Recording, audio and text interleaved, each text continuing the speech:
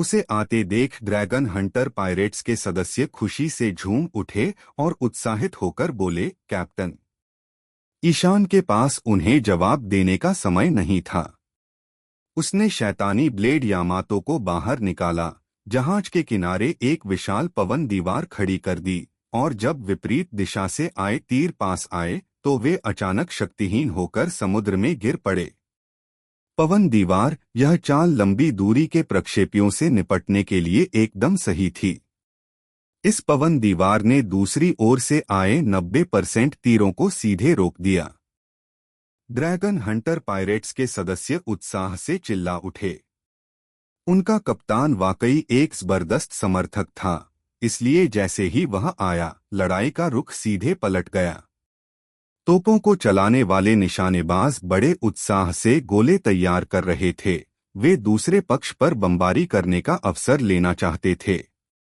लेकिन इस समय ईशान चिल्लाया, रुको, वापस मत लड़ो। ड्रैगन हंटर पायरेट्स के सदस्यों ने बिना किसी हिचकिचाहट के इयान की बात मान ली, इसलिए वे तुरंत रुक गए। उनसे लड़ने की कोई जरूरत नहीं है, बस लंगर उठाओ और तुरंत रवाना हो जाओ। ईशान ने कहा। हाँ कैप्टन। ड्रैगन हंटर पायरेट्स के सदस्यों ने जोर से जवाब दिया और तुरंत जहाज को चलाने के लिए निकल पड़े। इस समय यान के जहाज पर तीरों की एक और लहर बरसी। Ishaan dragon hunter pirate group की कमान संभाल सकता है, लेकिन वह दूसरे ग्रुप को आदेश नहीं दे सकता।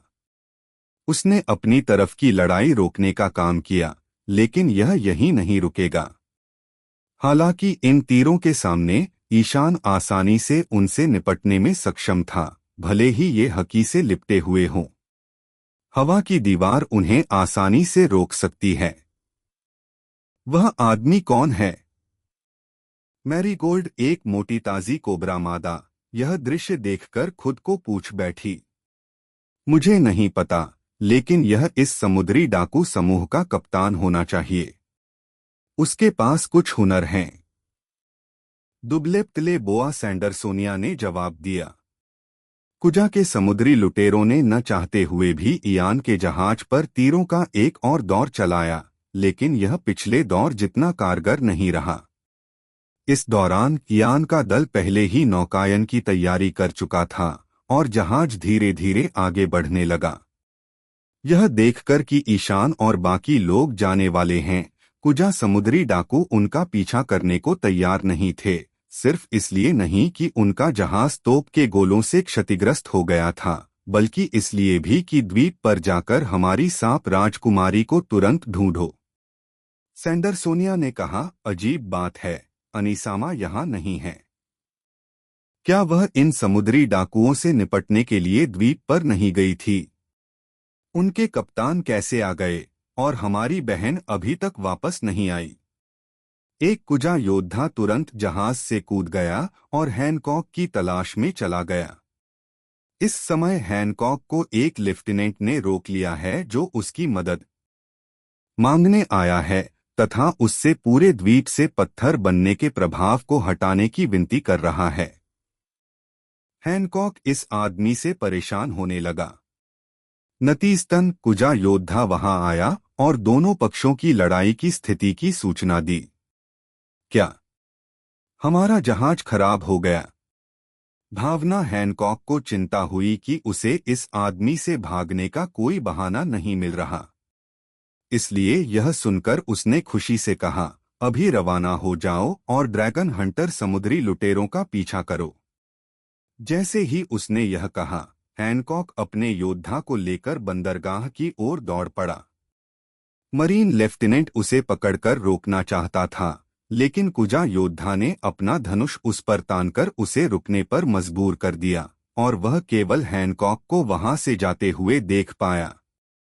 जैसे ही हैनकॉक जहाज पर चढ़ा, कुजा पायरेट्स का जहाज, जिसे दो खूंखार सांप खींच रहे थे, तुरंत रवाना हुआ और ड्रैगन शिकारियों के जहाज का पीछा करते हुए बंदरगाह से निकल गया। जब तक वाइस एडमिरल मोमोंगा बंदरगाह पर पहुंचे, तब तक दोनों जहाज द्वीप से भाग चुके थे। लेफ्टिनेंट ने मोमोनगा को इन दोनों समुद्री डाकुओं के समूहों की स्थिति के बारे में बताया। यह जानने के बाद कि ड्रैगन हंटर और कुजा समुद्री डाकू वास्तव में एक भयंकर युद्ध में उलझे हुए हैं, मोमोनगा को हैनकॉक के इरादों पर कोई संदेह नहीं था, लेकिन उसे समझ नहीं आ रहा था कि उन डरे हुए आदमियों का क्या करे। अंत में उसे लाचार होकर अपने बाकी सैनिकों से उस महिला को जहाज तक ले जाने के लिए कहना पड़ा जो पत्थर बन गई थी। मरीन मुख्यालय लौटने के बाद उसे अपने वरिष्ठ अधिकारियों से उस महिला से संपर्क करने और पत्थर बनने के प्रभाव को हटाने के लिए कहना पड़ा। जहां तक रामोस और व्हाइटबियर्ड समुद्री डाकुओं का सवाल है, मोमोगा उन्हें द्वीप पर ही छोड़ सकता है। व्हाइटबियर्ड समुद्री डाकू जब पहुंचेंगे तो वे खुद ही कोई हल निकाल लेंगे। बाद में मरीन जहाज भी मेनस्प्रिंग द्वीप से चले गए। किसी को अंदाजा नहीं था कि इतनी बड़ी असफलता के साथ लौटने के बाद मरीन मुख्यालय कैसा दिखेगा। यान का जहाज समुद्र में चलता रहा और जो सदस्य जहाज की मरम्मत करना जानते थे, उन्होंने तेजी से काम शुरू कर दिया, अपने जहाज में हुए छेदों की मरम्मत करने लगे। उस समय कुजा समुद्री डाकुओं द्वारा छोड़े गए तीरों की शक्ति अलग अलग होती थी, इसलिए ये छेद बड़े और छोटे होते थे, इसलिए उनकी मरम्मत करना आसान और परेशानी भरा था। सभी लोग जहाज की मरम्मत और पालों को ठीक करने में व्यस्त थे और ईशान उन लोगों के पास गया जो युद्ध में घायल हो गए थे। इन घायल लोगों को इकट्ठा किया गया और जहाज पर मौजूद एकमात्र डॉक्टर रंगनाथ, टीएन हेयर क्लिप्स वाली खूबसूरत लड़की ईशान के अलावा उनका इलाज कर रहे थे। ईशान ने ये नज़ारा देखा और रंगनाथ की मदद के लिए आगे बढ़ा। ज्यादातर लोग मामूली रूप से घायल थे, इसलिए ईशान को बस युकिना का कार्ड बदलकर उनका इलाज करना था। रंगनाथ ने राहत की सांस ली और कहा, कैप्टन, आपकी योग्यता से बहुत मदद मिली। मेरी क्षमता सिर्फ जख्म भर सकती है। ईशान ने मुस्कुराते हुए उससे कहा, लेकिन अगर हम बीमार पड़ गए तो मैं कुछ नहीं कर पाऊंगा, इसलिए हम सब आप पर ही निर्भर हैं, डॉक्टर। चिंता मत करो, कैप्टन। रंगनाथ ने सिर हिलाया, मैं सबकी सेहत का ख्याल रखूंगा। दरअसल समुद्र में नौकायन करते समय कभी कभी शक्तिशाली दुश्मन लोगों को नहीं, बल्कि चुपचाप आने वाली तमाम बीमारियों को नष्ट कर देते हैं। हालांकि ईशान का स्वास्थ्य अच्छा रहा है और वह एक बार भी बीमार नहीं पड़ा है, इसका मतलब यह नहीं कि वह कभी बीमार नहीं पड़ेगा। इसलिए नाव के डॉक्टर के रूप में ईशान उसे बहुत महत्व देता था। रंगनाथ पहले दक्षिण ब्लू में एक प्रसिद्ध डॉक्टर थे। 30 की उम्र में उनकी पत्नी का निधन हो गया और उनके पीछे एक 4 साल का बेटा रह गया। उन्हें अपने बेटे से बहुत लगाव था। उनके बेटे ने एक बार अपने दोस्तों से सबाउडी द्वीप समूह के मनोरंजन पार्क के बारे में सुना था, इसलिए उसने उसे वहां घूमने के लिए प्रेरित किया। रंगनाथ ने उस समय ज्यादा नहीं सोचा। वह अपने बेटे को उसका सपना पूरा करने के लिए सबाउडी द्वीप समूह ले जाने के लिए तैयार हो गया। लेकिन एक अनहोनी हो गई। उसका बेटा बहुत छोटा और मासूम था। द्वीप पर पहुंचते ही गलती से उसकी मुलाकात एक दिव्य ड्रैगन से हो गई। यदि 4 वर्ष का बच्चा किसी सामान्य वयस्क से टकरा जाता तो वह संभवतः मुस्कुराता और उसके सिर पर हाथ फेरता, लेकिन उस दिव्य ड्रैगन को एक गंदे बच्चे द्वारा छुआ जाना बहुत नागवार गुजरता, इसलिए वह सीधे बंदूक निकालता और बच्चे को गोली मार देता। अपने बेटे की मौत देखकर रंगनाथ अपने बेटे को पकड़ने के लिए दौड़ा, लेकिन उसके पास पहुंचने से पहले ही पहरेदारों ने उसे मार गिराया और उसे बंदी बना लिया, क्योंकि वह मालिक पर हमला करना चाहता था। इस तरह वह गुलाम बन गया। जब भी वह अपने बेटे की मौत के दृश्य के बारे में सोचता तो रंगनाथ चुपचाप जहाज पर एक कोने में जाकर रोने लगता और जहाज पर मौजूद हर कोई उसकी त्रासदी के बारे में जानता था। सेलेस्टियल ड्रैगन्स से नफरत की बात करें तो रंगस इस जहाज पर किसी से कम नहीं था, इसीलिए उसने ईशान के साथ समुद्र में जाने का फैसला किया और समुद्री डाकू बन गया। उसका घर छिन गया था, उसका बच्चा उसकी आंखों के सामने मारा गया था, उसके पिछले जन्म का कुछ भी नहीं बचा था। इसी नाव पर उसे अपना नया परिवार मिल गया। रंगनाथ को घायल लोगों की मरहम पट्टी करते देख ईशान ने हल्की सी आह भरी, उसके कंधे पर थपथपाया और खड़ा हो गया। तभी ईशान ने अचानक मस्तूल के ऊपर खड़े पहरेदार को चिल्लाते सुना, कैप्टन, कुजा समुद्री डाकुओं का जहाज हमारा पीछा कर रहा है। क्या? यह चीख सुनकर जहाज पर मौजूद सभी लोग इकट्ठा हो गए, यहाँ तक कि घायल लोग भी उठने की कोशिश करने लगे और जहाज के पिछले हिस्से की ओर देखने लगे। इयान के जहाज के पीछे एक काली छाया स्पष्ट होती जा रही थी, जैसे जैसे वे तेजी से आगे बढ़ रहे थे। आखिर इस औरत को क्या चाहिए? ईशान के सिर में दर्द हो गया।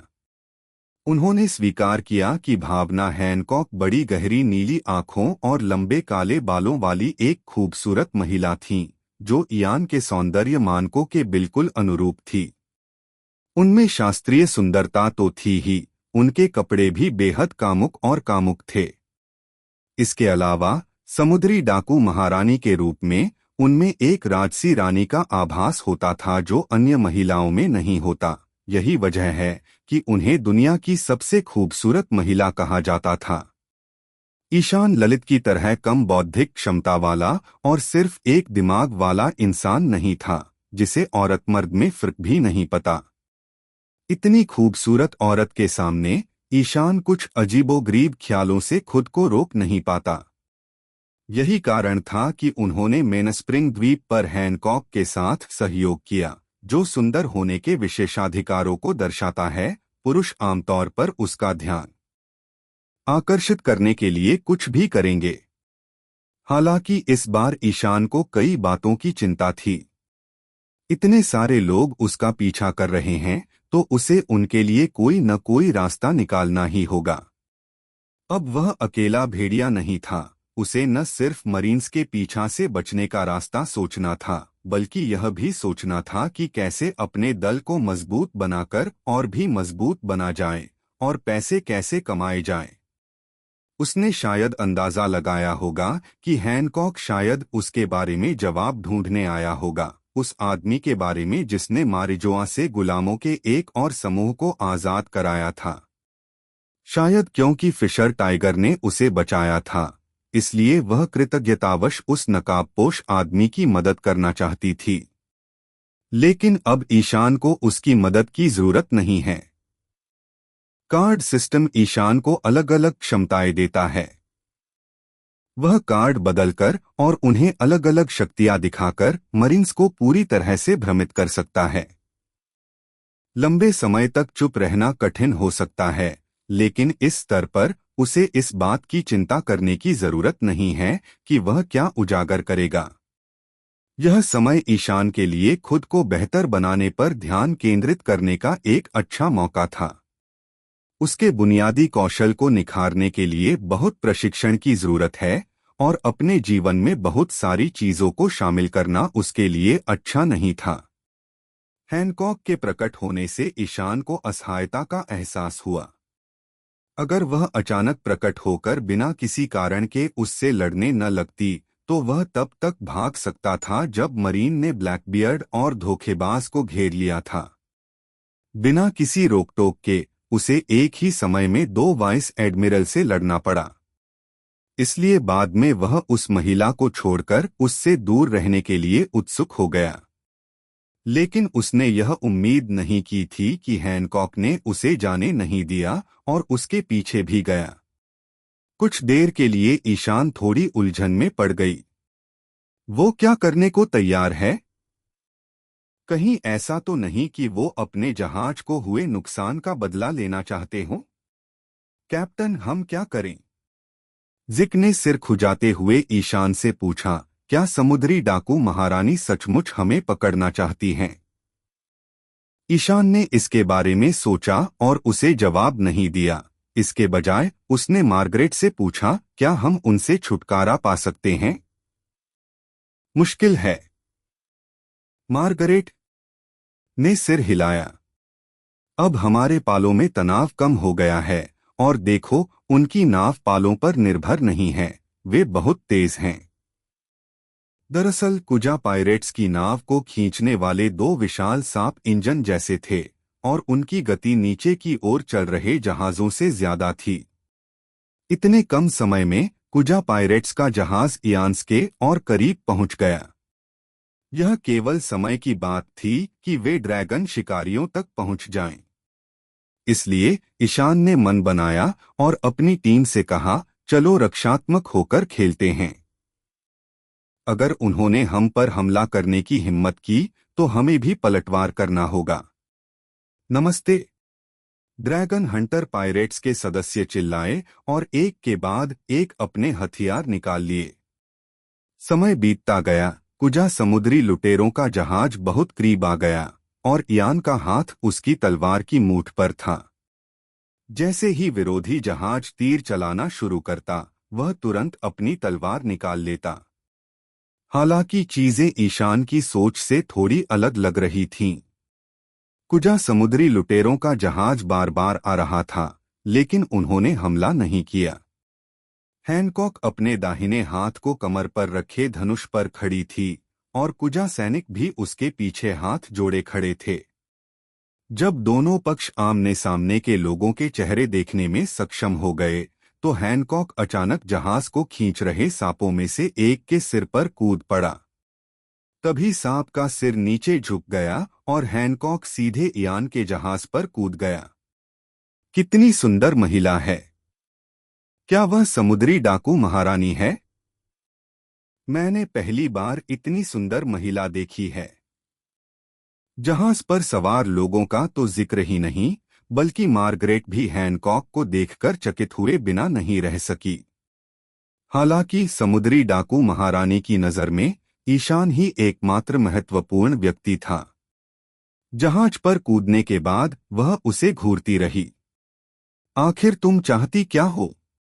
ईशान ने उससे पूछा। अगर सिर्फ तुम्हारे जहाज को नुकसान पहुंचाना है तो ऐसा करना बिल्कुल जरूरी नहीं है। दोनों तरफ के जहाजों को नुकसान पहुंचा है। हालांकि हैनकॉक ने कोई जवाब नहीं दिया और उसने सीधे हमला करना शुरू कर दिया। गिरती हुई मदमस्त मीठी हवा, प्यार प्यार की किरण। उसके हाथों से एक गुलाबी चमक निकली और ईशान पर पड़ी। मेनस्प्रिंग द्वीप पर रहने के समय की तुलना में इस बार उसके प्रकाशमंडल का दायरा काफी बड़ा था। ईशान को डर था कि वह इससे बच नहीं पाएगा।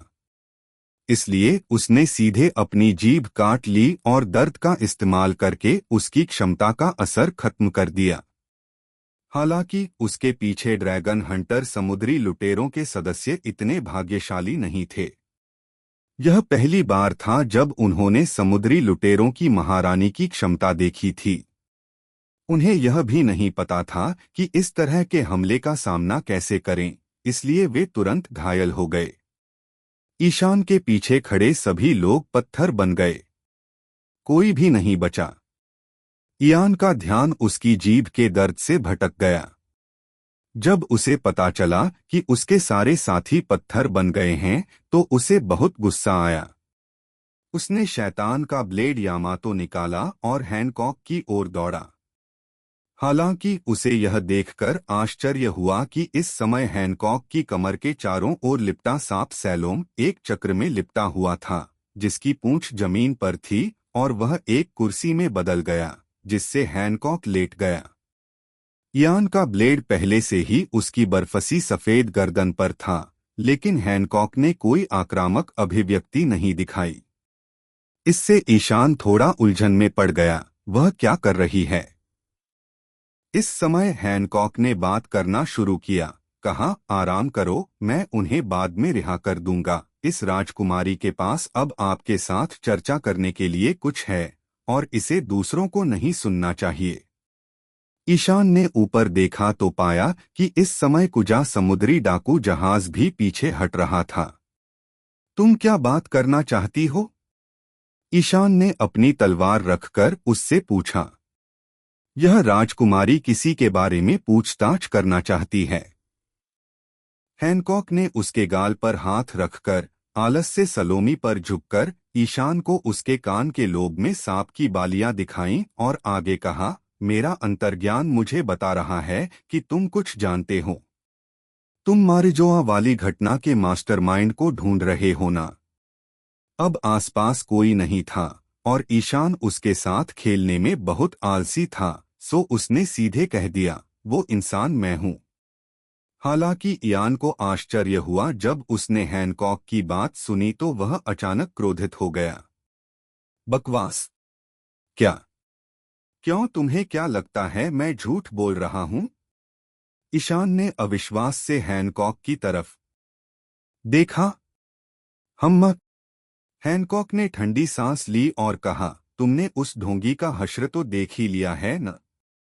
मैं मानता हूं कि तुम इतने ताकतवर हो कि वाइस एडमिरल डॉबरमैन को चोट पहुंचा सकते हो, लेकिन इसका मतलब यह नहीं कि तुम असली आगजनी करने वाले होने का नाटक कर सकते हो। ईशान ने अपनी ठुड्डी को छुआ और बोला, जैसा मैंने कहा, मैं असली हूं। और मैं किसी और का रूप क्यों धारण करूंगा? अगर तुम यकीन नहीं करना चाहते तो ये तुम्हारी गलती है। इयान का रूप देखकर हैनकॉक और भी ज्यादा क्रोधित हो गई। दूसरे तलवारबाज फ्रोडेस ने उसे पहले ही बहुत गुस्सा दिला दिया था। उसका कुजा समुद्री डाकू मरीन का उस द्वीप तक पीछा करता रहा, लेकिन उसे सिर्फ एक नकली आदमी मिला, जिसका मतलब था कि उसने इतनी लंबी यात्रा व्यर्थ ही की थी। अब ड्रैगन हंटर्स के नेता, जो शायद कुछ जानता हो, का पीछा करते हुए हैनकॉक ईशान से खुलकर बात करने की उम्मीद से ऊपर गई। हालांकि उसे यह उम्मीद नहीं थी कि उसके सामने वाला आदमी भी मास्टरमाइंड होने का दावा कर रहा था। उसे हमेशा लगता था कि ईशान या तो मारिजोआस घटना के असली मास्टरमाइंड का साथी है या फिर बचाए गए गुलामों में से एक। उसने कभी सोचा भी नहीं था कि ईशान असली काले कपड़े वाला आदमी हो सकता है। यद्यपि ईशान के पास भी एक लंबी तलवार थी, लेकिन उसके और दो वाइस एडमिरलों के बीच लड़ाई की प्रक्रिया को देखते हुए उसने जो क्षमताएं दिखाईं, वे काले कपड़े वाले व्यक्ति से मौलिक रूप से भिन्न थीं। तो वह बहुत गुस्से में थी और ठंडी आवाज में बोली, मुझे मिली जानकारी के अनुसार असली मास्टरमाइंड एक फ्लेम एबिलिटी यूजर था, लेकिन तुम थंडर एबिलिटीज का इस्तेमाल कर रहे थे। तुमने मेरे मुंह पर झूठ बोलने की हिम्मत की। क्या तुम्हें लगता है कि एक वाइस एडमिरल को हराकर तुम एक शिचिबुकाई को नीचा दिखा सकते हो? ठीक है। ईशान हंसा और हैनकॉक से पूछा, चलो इस बात को थोड़ी देर के लिए छोड़ देते हैं। अब मैं तुमसे एक आसान सा सवाल पूछता हूं, जब तुम्हें असली मास्टरमाइंड मिल जाएगा तो तुम क्या करोगे? यह तुम्हारा कोई काम नहीं है। हैनकॉक अभी भी इयान की असली पहचान के बारे में अनिश्चित था, इसलिए उसे उसका असली उद्देश्य बताना असंभव था। मुझे अंदाजा लगाने दो, ईशान ने आंखें सिकोड़ते हुए कहा, तुम एक शिचिबुकाई हो। आमतौर पर तुम विश्व सरकार और मरीन के आदेशों के अधीन होते हो, तो मुझे लगता है कि तुम मरीन को आगजनी करने वाले को पकड़ने में मदद कर रहे हो। मैंने कहा, यह तुम्हारा काम नहीं है। हैनकॉक का चेहरा ठंडा पड़ने लगा। ओह, लगता नहीं कि तुम उसे गिरफ्तार करने की सोच रहे हो। ईशान ने उसकी बात अनसुनी करते हुए कहा, तो तुम उसे भर्ती करना चाहते हो, या यूं कहें कि उसे सुरक्षा देना चाहते हो? हैनकॉक अंततः भड़क उठी और उसने अपनी शर्म को शुद्ध क्रोध में बदल दिया, लेकिन ऐसा इसलिए था क्योंकि उसके सामने वाले आदमी ने उसके मन को फिर से पढ़ लिया था। ये दूसरी बार है जब वो ऐसा कर रहा है। उसके अपने मन के विचार और सोच सामने वाले आदमी ने भांप लिए, जिससे हैनकॉक को वैसी ही शर्मिंदगी महसूस हुई जैसे उसके कपड़े उतारे जा रहे हों। आखिर ये आदमी कौन है? ये कैसे जान सकता है कि मेरे मन में क्या चल रहा है? क्या ये साफ जाहिर है कि मैं क्या कर रहा हूं? हैनकॉक एक शिचिबुकाई थी। उसे अपनी पहचान की बहुत परवाह है और वह उसे खोना नहीं चाहती। इसलिए वह मारिजोआ घटना के मास्टरमाइंड की मदद करने के लिए केवल गुप्त रूप से ही कुछ कर सकती है। उसे मेनस्प्रिंग द्वीप पर अपने आगमन को छिपाने के लिए कोई न कोई बहाना ढूंढना ही था, लेकिन अब उसके विचार एक अजनबी ने पढ़ लिए। ये काम नहीं कर रहा। लगता है बराबरी का संवाद मुमकिन नहीं है, इसलिए मुझे इस आदमी को नीचे उतारकर बात करने पर मजबूर करना होगा। अगर वो काले कपड़े वाले का साथी है तो मैं उसकी जान बख्श दूंगा, लेकिन अगर नहीं तो मुझे उसे मारना होगा। यह बात मन में रखते हुए हैनकॉक ने बात करना बंद करने का निर्णय लिया, उठी और अपने दाहिने पैर से ईशान को लात मार दी। इस बार मेनस्प्रिंग द्वीप में पिछली बार की तुलना में उसकी किक बहुत तेज थी। इस दुनिया में हालांकि शैतानी फलों की क्षमताएं बहुत प्रबल थीं, वास्तव में शैतानी फल और स्वयं उपयोगकर्ता के बीच एक संयोजन समस्या थी। क्या उनकी अपनी परिस्थितियां, व्यक्तित्व और युद्ध के तरीके शैतानी फल की शक्ति से पूरी तरह मेल खा सकते थे? यह एक बहुत ही जटिल समस्या थी। हालांकि हैनकॉक अपने शैतानी फल के साथ बिल्कुल सही जोड़ी थी। वह एक बेहद खूबसूरत महिला थी जिसका आकर्षण बेजोड़ था। वह लवलव फल की क्षमता का चरम सीमा तक इस्तेमाल कर सकती थी। अगर समुद्री ट्रेन की मुख्य कंडक्टर श्रीमती कोकोरो लवलव फल खा लें तो क्या वह उससे कुछ कर पाएंगी? इसके अलावा हालांकि वह एक शैतान फल प्रयोग करता थी, इसका मतलब यह नहीं कि वह लड़ने के लिए पूरी तरह से केवल अपनी फल क्षमता पर निर्भर थी। दरअसल वह 3 प्रकार के हकी का उपयोग करने में भी निपुण थी और उसके शारीरिक कौशल काफी शक्तिशाली थे। यद्यपि अन्य शिचिबुकाई के साथ ताकत के अंतर की तुलना करना असंभव है, वह इतनी शक्तिशाली थी कि यहाँ तक कि मरीन फ्लीट एडमिरल सेंगोकू ने व्यक्तिगत रूप से यह कहा है। जब उसने ईशान को लात मारी तो हैनकॉक ने भी अपनी केनबुनशोकू हकी ऑब्जर्वेशन हकी का इस्तेमाल करके इयान की हर हरकत पर नजर रखी। उसे पूरा भरोसा था कि उसके सामने वाला आदमी चाहे जितना भी चकमा दे, उससे बच नहीं पाएगा। हालांकि उसे आश्चर्य हुआ कि उसकी किक के सामने ईशान ने बिल्कुल भी बचने की कोशिश नहीं की, उसने सिर्फ अपना बायां हाथ बढ़ाया और जोर से उसकी किक झेल ली। इस तरह से लात मारने से हैनकॉक को लगा कि इयान का बायां हाथ तुरंत ही कठोर हो जाएगा, लेकिन परिणाम भ्रमित करने वाले थे। ईशान पर इसका कोई असर नहीं हुआ। अगर वह इयान के हाथ की हथेली को ध्यान से देख पाती तो उसे पता चलता कि इयान के हाथ की हथेली में एक अजीब सी हल्की परत, प्लास्टिक की एक पतली लचीली पट्टी है। इस हल्की परत ने उनकी खालों के बीच के संपर्क को अलग कर दिया है और हैनकॉक की फल खाने की क्षमता को खत्म कर दिया है। और प्रकाश फिल्म की यह परत ओरिहंस की रक्षात्मक तकनीक सेंटेनकेशन 3 सेक्रेड लिंक्स शील्ड के अलावा और कुछ नहीं थी। जब से वह मेनस्प्रिंग द्वीप पर भावना हैनकॉक से मिला था, तब से ईशान सोच रहा था कि अगर उसे कभी समुद्री डाकू महारानी से लड़ना पड़ा तो वह उसकी अजीब पत्थर बनने की क्षमता से कैसे बचेगा।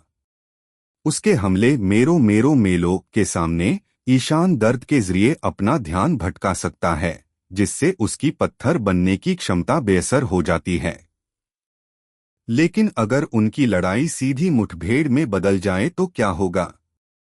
पूरी लड़ाई में हैनकॉक का छूना थोड़ा अवास्तविक होगा, बशर्ते इयान की गति बहुत तेज न हो। लेकिन अगर गलती से उसे चोट लग जाए तो क्या होगा?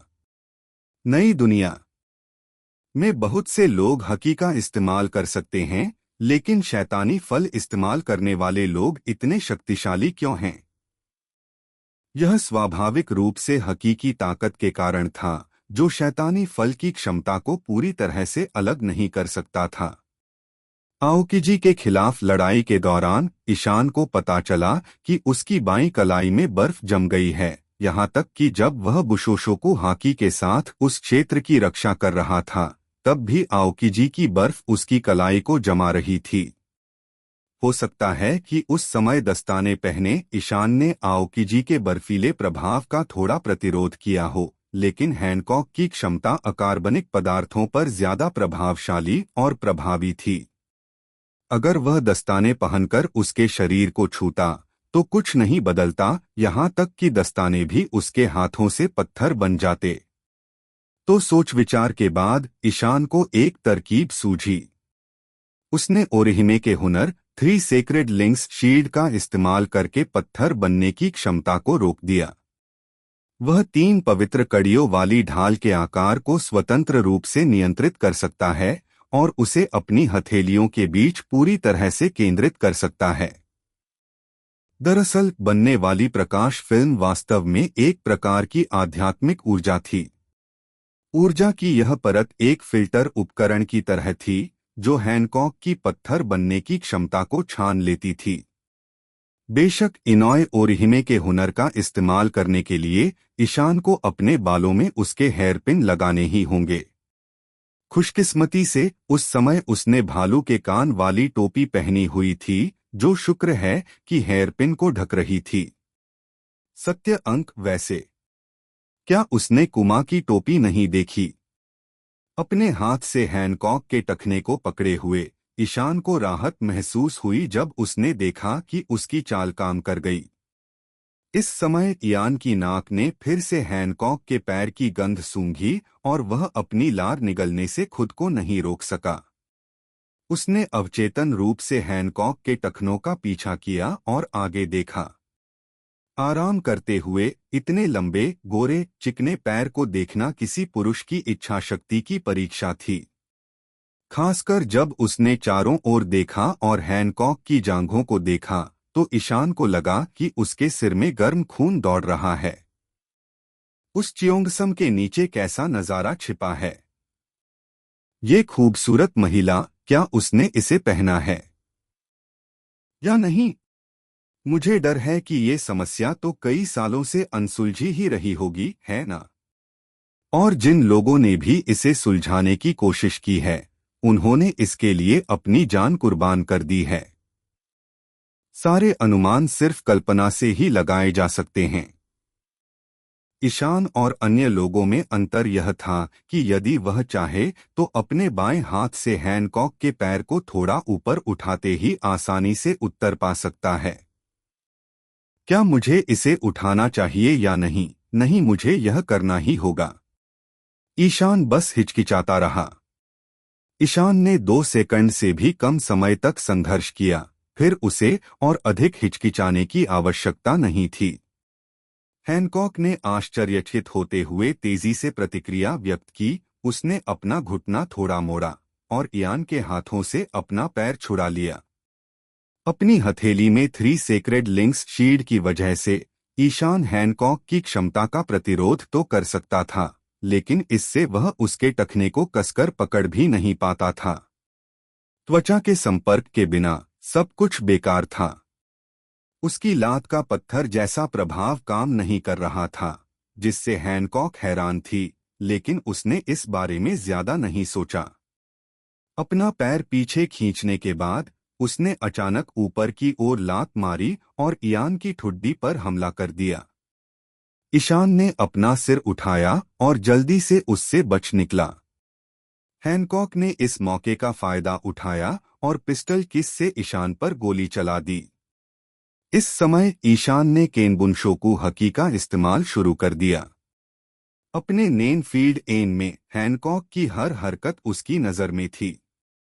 उसी समय वह अचानक एक तरफ मुड़ा और पिस्टल किस अचानक उसके पास से उड़ गया। नतीजा, ईशान के पीछे ड्रैगन शिकारी समुद्री लुटेरों के डरे हुए सदस्य थे।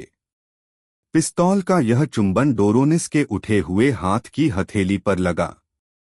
डरी हुई हालत में ईशान ने डोरोनिस के हाथ में एक छोटा सा छेद देखा और उसके चारों ओर दरारें फैल रही थीं। अरे नहीं! ईशान चौंक गया।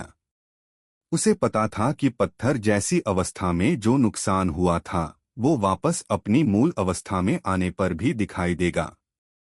नजरें घुमाकर हैनकॉक ने भी मानो यह बात नोटिस कर ली हो। उसने गहरी सांस ली, एक बड़े से दिल को चूमा और अचानक अपने हाथ से उस दिल के पिछले हिस्से को बाहर निकाला, फिर ईशान की ओर निशाना साधा। यह है गुलाम बाण। ईशान ने जैसे ही उसकी मुद्रा देखी, उसे पता चल गया कि उसका अगला हमला क्या होगा। यदि वह तुरंत चकमा दे देता तो ये दास बाण उसे नहीं मार पाते, लेकिन उसके पीछे खड़ी भीड़ को नुकसान होता। इसलिए ईशान ने अपने दांत पीस लिए, नेन के उपभोग को नजरअंदाज कर दिया और अचानक 3 पवित्र लिंक शील्ड के क्षेत्र का विस्तार किया, जिससे उसके पूरे सामने का हिस्सा अवरुद्ध हो गया। अगले ही पल गुलामों के तीर उड़ गए, लेकिन इयान की ढाल ने उन सभी को रोक दिया। यह कहना जरूरी है कि यह रक्षा कौशल 3 पवित्र कड़िया ढाल बहुत उपयोगी था। इसके परावर्तन का शक्तिशाली प्रभाव लगभग सभी आक्रमणों को रोक सकता है, खासकर दास बाणों जैसी भौतिक ऊर्जा के लिए। जब ईशान ने ओरिहाइम्स कार्ड निकाला तो उसने शुरू में सोचा था कि वह इसका इस्तेमाल सिर्फ उपचार कार्ड के रूप में करेगा। हैनकॉक के खिलाफ लड़ाई में अप्रत्याशित रूप से यह इतना बड़ा प्रभाव डालने में सक्षम था। धमाक धमाक धमाक, लगातार उछलने की आवाजें आईं। इस बार हैनकॉक को आखिरकार प्रकाश फिल्म का अस्तित्व दिखाई दिया। वह हैरान थी और फिर उसे समझ आया कि उसकी क्षमता ईशान पर काम क्यों नहीं कर रही थी। जब वह स्थिर खड़ी थी तो प्रकाश की परत अचानक गायब हो गई। ईशान ने अचानक बड़ी ढाल खींची और उसे अपनी मुट्ठी के सामने रख लिया। उसकी आकृति एक पल में गायब हो गई और वह बेहद तेज गति से उसके सामने पहुंचा। फिर उसने उसके पेट में जोर से मुक्का मारा। वह उसे अब और इस तरह लड़ते नहीं रहने दे सकता था, क्योंकि हालात और बिगड़ने वाले थे और अगर उसका डरा हुआ दल टूट गया तो यह बहुत बड़ी मुसीबत होगी। हालांकि ईशान को यकीन था कि ट्विन सेक्रेड रिटर्न शील्ड का उपयोग करके वह उन्हें बचा सकता है, लेकिन इससे नेन की बहुत खपत होगी, है ना? इयान का मुक्का बहुत अचानक आया और भावना हैनकॉक को पेट में तेज दर्द महसूस हुआ और वह लगभग बेहोश हो गई। उसके बाद आखिरी बार कब उस पर इस तरह का हमला हुआ था? उसकी पत्थर बनाने की क्षमता के कारण उसके शरीर के किसी भी हिस्से के संपर्क में आने वाला कोई भी व्यक्ति पत्थर बन जाएगा। इसलिए पिछले कुछ वर्षों में हैनकॉक के किसी भी दुश्मन ने जिसका उसने सामना किया है, उस पर सीधे मुट्ठी से हमला करने की हिम्मत नहीं की है। लेकिन अब ईशान नामक एक अजनबी ने अपनी मुट्ठी को ढकने के लिए एक अजीब ढाल का उपयोग किया है और हैनकॉक के पेट पर जोरदार मुक्का मारा है। समय पर प्रतिक्रिया न दे पाने के कारण हैनकॉक अचानक जमीन पर गिर पड़ी और उसके पेट पर चोट लग गई। दरअसल इयान की ताकत इतनी बड़ी बात नहीं थी, लेकिन हैनकॉक इसके लिए बिल्कुल तैयार नहीं थी। उसने समय पर अपनी हकी का इस्तेमाल नहीं किया। अपनी बुशोशों को हकी की सुरक्षा के बिना एक नाजुक औरत का शरीर ऐसे हमले को सहन नहीं कर पाता। दर्द के कारण भावना हैनकॉक थोड़ी पसीने से तर दिख रही थीं। ईशान उनके सामने उकड़ू बैठ गए और पूछा, क्या तुम अब भी लड़ने वाली हो? तुम? भावना हैनकॉक ने दांत पीसते हुए देख पर पीछे झुकी, अपना पैर उठाया और ईशान को फिर से लात मारी। इस तरह के संघर्ष जैसे प्रतिरोध का निश्चित रूप से अधिक प्रभाव नहीं पड़ा, इसलिए ईशान ने फिर से उसका पैर पकड़ लिया। कितनी अच्छी खुशबू आ रही है। ईशान ने जोर से उसकी टांग सूंघी और मुस्कुराते हुए बोला, इतना सुंदर पैर तो हर तरह के स्टॉकिंग्स के साथ कमाल का लगेगा, है ना? फिशनेट स्टॉकिंग्स, सफेद या काले रेशमी, धारीदार stockings, lace stockings, thigh high stockings, Ishaan इस मामले के बारे में बहुत कुछ सोचने से खुद को नहीं रोक सका, इसलिए उसने हैनकॉक के चेहरे पर शर्मिंदगी भरी लाली नहीं देखी। मुझे छोड़ दो। हैनकॉक अपना क्रोध भी भूल गई थी और ईशान पर चिल्लाई। ईशान ने हल्के से मुस्कुराया, उसे कोई जवाब नहीं दिया, बल्कि उसने अपना दाहिना हाथ खोला और हैनकॉक के सामने एक बैंगनी लौ जला दी। हैनकॉक के चेहरे पर शर्म और गुस्से से आश्चर्य की भावना देखकर ईशान ने सोचा कि यह अभिव्यक्ति वास्तव में अद्भुत थी और एक दुष्ट मुस्कान दिखाने से खुद को नहीं रोक सका। चलो बस इतना ही कहो, अगर मैं तुम्हारे सारे कपड़े जला दूं तो क्या तुम अपने जहाज पर वापस जा पाओगे? क्या बात है, यह तो कमाल का आइडिया है। स्वाभाविक रूप से यान का ब्लैक बेली वाला गुस्सा फिर से भड़क उठा। हालांकि हैनकॉक ने उसकी बात नहीं सुनी। इसके बजाय वह चिल्लाई, तुम बैंगनी लौ, तुम सच में आग लगाने वाले हो? ओह, लगता है तुमने जो जानकारी पूछी थी वो बहुत विस्तृत थी। ईशान ने अपना पैर छोड़ दिया और कंधे उचका दिए। मैंने तुम्हें पहले ही बता दिया था, पर तुमने मेरी बात पर यकीन नहीं किया। लेकिन हैनकॉक की अभिव्यक्ति अनमोल थी, लेकिन फिर भी वह मदद नहीं कर सकी और पूछ बैठी, लेकिन मैंने सुना है कि काले कपड़े वाला आदमी काले ड्रैगन के आकार की लपटों का भी उपयोग कर सकता है। Black dragon wave. ईशान मुस्कुराया, फिर अपने बाएं हाथ से अपने दाहिने हाथ पर बंधी विशेष पट्टी खोल दी। वास्तव में हैनकॉक के साथ उसका झगड़ा इसलिए हुआ क्योंकि ईशान भी जानती थी कि उसे उससे कोई शिकायत नहीं है, और उसने उससे सिर्फ इसलिए लड़ना शुरू कर दिया क्योंकि वह इयान की असली पहचान को स्वीकार करने में विफल रही थी। दूसरे नजरिए से देखने पर हर कोई नकाबपोश के प्रति उसके जुनून को देख सकता था। उसके इरादे नेक थे और यह सब सिर्फ एक गलतफहमी की वजह से हुआ जो इसी वक्त सुलझ गई।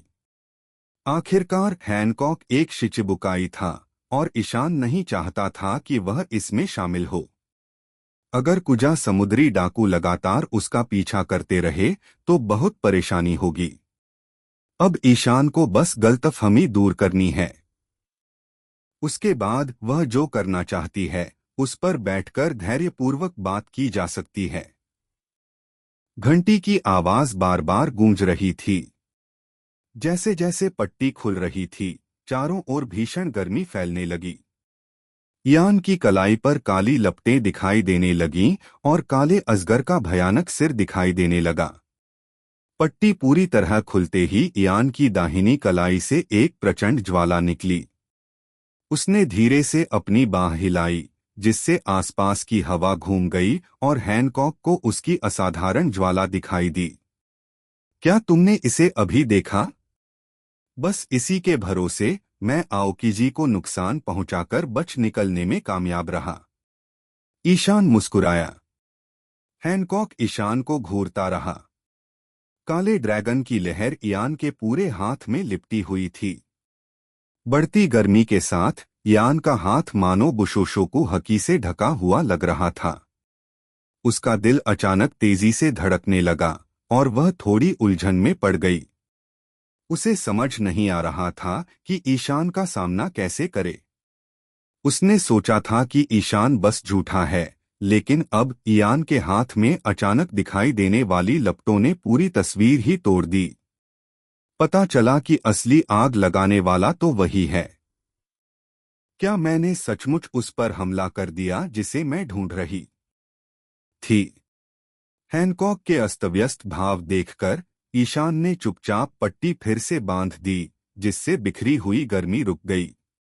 यह ब्लैक ड्रैगन तरंग पिछली तरंग से ज्यादा शक्तिशाली थी। उसने इस मुहर को स्थापित करने के लिए 5000 नैन पॉइंट इंजेक्ट किए।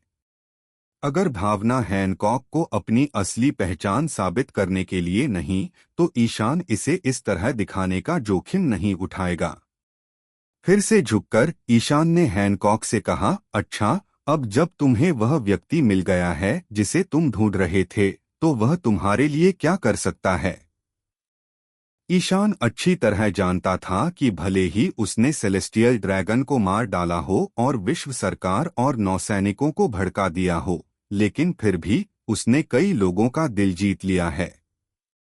जयदेव उनमें से एक था। अगर उसकी मदद न होती तो ईशान को कभी भी मुफ्त जहाज पाने और बाकी गुलामों को भगाने का आसान मौका न मिलता।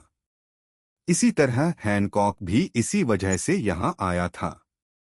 एक ट्रांसमिग्रेटर होने के नाते ईशान हैनकॉक के अतीत से वाकिफ थी और आसानी से समझ सकती थी कि वह उसे क्यों ढूंढ रही थी। हालांकि वह थोड़ा उलझन में भी था। उसे नहीं पता था कि हैनकॉक क्या कहेगा। अपनी जिंदगी उसके नाम कर दो। खुद को बेवकूफ बनाना बंद करो, ईशान। उसने कभी सोचा भी नहीं था कि भावना हैनकॉक खुद को आग लगाने वालों की बाहों में डाल देगी। शायद भावना हैनकॉक के मन में उस आदमी को फिशर टाइगर जैसा कोई मछलिया आदमी या राजीव जैसा कोई महान व्यक्ति होना चाहिए था, तो भावना हैनकॉक जैसा इंसान आग लगाने वाले से मिलने से पहले ही कैसे प्यार कर सकता है। हमारे डिस्कॉर्ड में शामिल हों। Invite J3ENBRB। ईशान ने अनुमान लगाया कि हैनकॉक का उद्देश्य उसे अपने साथ अमेजन लिली में शरण लेने के लिए ले जाना होगा। अमेजन लिली शांत बेल्ट में स्थित है। वह क्षेत्र बड़े समुद्री राजाओं का गढ़ है। आमतौर पर वहां कुछ ही जहाज पहुंच पाते हैं। भले ही हाल के वर्षों में नौसैनिकों ने विज्ञान और तकनीक में अच्छी प्रगति की हो, फिर भी वे समुद्री पत्थरों की मदद से शांत बेल्ट से होकर यात्रा कर सकते हैं। लेकिन याद रखें, अमेजन लिली एक ऐसा द्वीप था जहां केवल महिलाएं ही रहती थीं और पुरुषों का वहां प्रवेश सख्त वर्जित था। नौसैनिकों को शायद यह न लगे कि अमेजन लिली, जिसने हमेशा सभी पुरुषों को अस्वीकार किया है, नकाबपोश ईशान को शरणार्थी के रूप में लेने की पहल करेगी। ये एक तरह से एक अंधी जगह थी। इन दोनों पहलुओं से ईशान को भी मानना पड़ेगा कि अगर वो इन गुलामों को लेकर समुद्री डाकुओं का एक समूह न बनाता और खुद अकेला रह जाता, तो अमेजन लिली छिपने के लिए सबसे आदर्श जगह होती। निश्चित रूप से जब ईशान ने औपचारिक रूप से हैनकॉक से पूछा, तो उसने अपना सिर उठाया, ईशान की ओर देखा और कहा, राजकुमारी, मैं वास्तव में चाहता हूं कि आप मेरे साथ अमेजन लिली पर चलें। शरण लेने के लिए। ईशान थोड़ा मुस्कुराया और बोला, अब इसकी कोई जरूरत नहीं है। हैनकॉक थोड़ा घबरा गई, इसलिए उसने इयान का हाथ पकड़ लिया और बोली, तुमने ऐसा क्यों कहा कि यह जरूरी नहीं है? क्या तुम्हें पता है कि तुमने कितना बड़ा अपराध किया है? तुमने एक दिव्य ड्रैगन को मार डाला है। वह एक गुलाम हुआ करती थी। हालांकि बाद में वह भाग निकली और कुजा की रानी बन गई, लेकिन दिव्य ड्रैगन के प्रति उसकी नफरत कभी कम नहीं हुई। हालांकि शिचिबुकाई बनने के बाद से उसे उनकी असली ताकत का अच्छा अंदाजा हो गया था। यही वजह थी कि भावना हैनकॉक उसे ढूंढने के लिए नई दुनिया जाने से नहीं हिचकिचाई, और आगजनी करने वाले की पूरी कहानी जानने के बाद उन्होंने उस व्यक्ति की मदद करने का फैसला किया। वह अच्छी तरह जानती थी कि दिव्य ड्रैगन विश्व सरकार को नियंत्रित करते हैं और विश्व सरकार मरीन को नियंत्रित करती है। ईशान इन दो विशालकाय प्राणियों का मुकाबला नहीं कर सकता था। उसने उत्सुकता से इयान का हाथ पकड़ लिया, लेकिन उसने उस पर अपनी क्षमता सक्रिय नहीं की, इसलिए अंततः ईशान का उसके साथ पहला त्वचा संपर्क हुआ। यह नरम गर्म था और यह बहुत रेशमी भी लगा, जिसे देखकर ईशान अपना दिमाग खो बैठा। अपनी कल्पना को दबाने के लिए मजबूर होकर ईशान मुस्कुराया और उससे कहा, कोई बात नहीं, मेरे पास खेलने के लिए अन्य कार्ड भी हैं। बेशक ईशान यह भी जानता था कि वह विश्व सरकार और मरीन के खिलाफ अकेले नहीं लड़ सकता, भले ही उसने एक समुद्री डाकू समूह स्थापित किया हो, जब तक कि वह 4 सम्राटों की ऊंचाई तक नहीं पहुंच सकता। हालांकि अब ईशान की भी अपनी योजना है। पहला कार्ड एक सेलेस्टियल ड्रैगन की चोरी हुई पहचान चिप थी। जब तक यह चीज नहीं मिलती, सेलेस्टियल ड्रैगन उसे मरने नहीं देंगे। दूसरी बात क्रांतिकारी सेना की थी। हालांकि ईशान को सेना की असली ताकत का अंदाजा नहीं है, फिर भी यह महत्वपूर्ण होना चाहिए। चाचा कुणाल शिचिबुकाई बन गए और आसानी से मरीन मुख्यालय में शामिल हो गए और नाना विश्व परिषद में घुसने में कामयाब रहे। इसका मतलब है कि क्रांतिकारी सेना ने गुप्त रूप से जो ताकत विकसित की है, उसे कम करके नहीं आंका जा सकता, और ईशान अब क्रांतिकारी सेना का सदस्य है। इसलिए जरूरत पड़ने पर वह स्वाभाविक रूप से उनसे मदद मांग सकता है। ईशान की योजना अब बिल्कुल स्पष्ट थी, यानी कुछ समय के लिए समुद्री डाकू बनना। अपनी पहचान उजागर होने से पहले उसे अपनी ताकत को यथासंभव बढ़ाना होगा। जब मरीन को उसकी असली पहचान का पता चलेगा, तो उसे उनसे चतुराई से निपट